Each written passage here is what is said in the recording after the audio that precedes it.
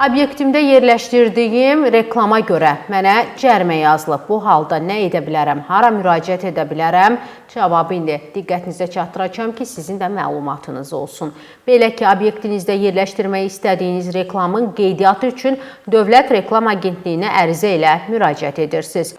Əgər həmin qurum qanunvericiliyin tələblərini pozduğunuzu bildirərsə, bu barədə inzibati xəta haqqında protokol tərtib olunur və məhkəməyə göndərilir. Məhkəmə sizin barənizdə inzibati cərimənin tətbiq edilib-edilməməsi barədə qərar qəbul edir.